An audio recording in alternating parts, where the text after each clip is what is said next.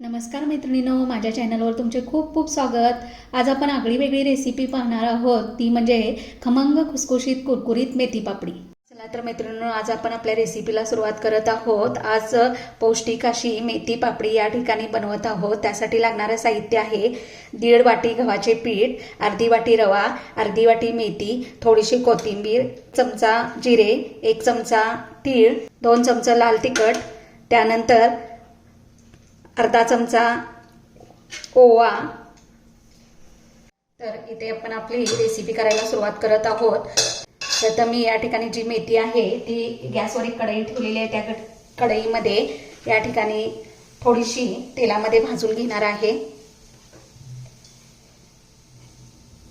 इथे मी 1.5 वाटी गव्हाचे पीठ घेतलेले आहे। त्याच वाटीने अर्धी वाटी रवा घेतलेला आहे। हा यामध्ये मिक्स करायचा आहे। त्यामध्ये थोडे 2 चमचे लाल तिखट, 1 चमचा हळद टाकायची आहे। मध्ये ओवा टाकायचा आहे हातावर थोडासा चोळून, 1 चमचा जिरं टाकायचं आहे, 1 चमचा या ठिकाणी तीळ टाकायचे आहे। हे सगळं मिक्स करायचं आहे। नंतर याच्यामध्ये चवीनुसार मीठ घालायचं आहे। चिमूटभर हिंग टाकायचं आहे। त्यानंतर जी मेथी आपण थोड्याशा तेलात परतून घेतलेली होती ती टाकायची आहे।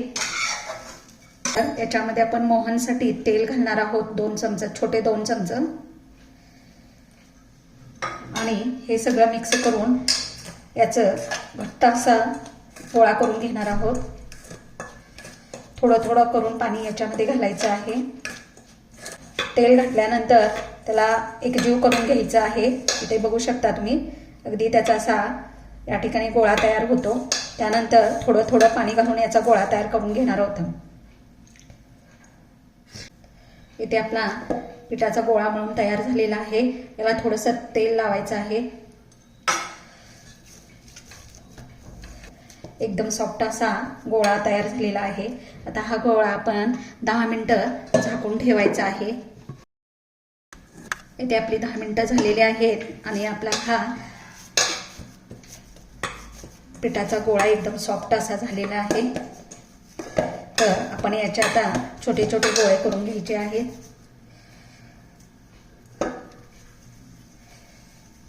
पाच गोळे तयार झालेले आहेत। आता ते आपण लाटून घ्यायचे आहेत। त्याला थोडंसं तेल लावायचं आहे आणि लाटून घ्यायचे आहे। पातळ अशी पोळी लाटून घ्यायची आहे। हे जर पीठ पोळपाटाला चिटकत असेल तर थोडं गव्हाचं कोरडं पीठ याला लावायचं। पण तेल लावलेलं असते त्यामुळे शक्यतो चिटकत नाही, पण जर चिटकलंच तर कोरडं पीठ याला लावून घ्यायचं आहे। आपली पोळी तयार झालेली आहे। या ठिकाणी याच्यावर मी थोडंसं कॉर्नफ्लॉवर किंवा मैदा पसरवायचा आहे। तुमच्याकडे कॉर्नफ्लॉवर असेल तर चालेल। याला फोल्ड करायचं आहे।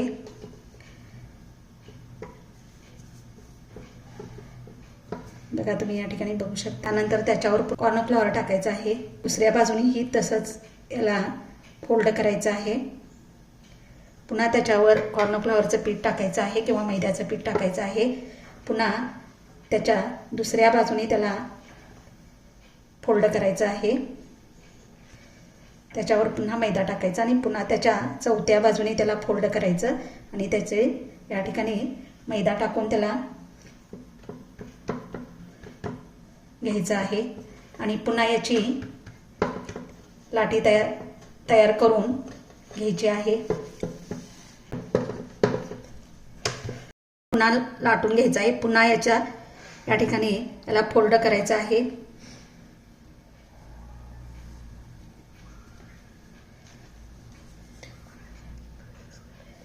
पुन्हा मगासारखी प्रोसेस करून पुन्हा एकदा याला लाटून घ्यायचं आहे।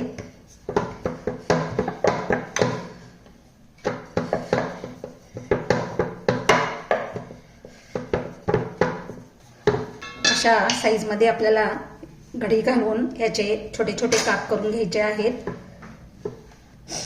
इथे बघा एक सुरी घेतलेली आहे, त्याच्या कडेचा भाग काढून टाकायचा, तो नंतरच्या पिठामध्ये घ्यायचा आहे आणि त्याचे असे एकसारखे काप करून घ्यायचे आहेत. येथे आपले या ठिकाणी तुम्ही बघू शकता भरपूर असे लेयर्स या ठिकाणी तुम्हाला दिसत आहेत दोन्ही बाजूनी. इथे मी गॅसवर कढई ठेवून त्यात तेल गरम करायला ठेवलेलं आहे.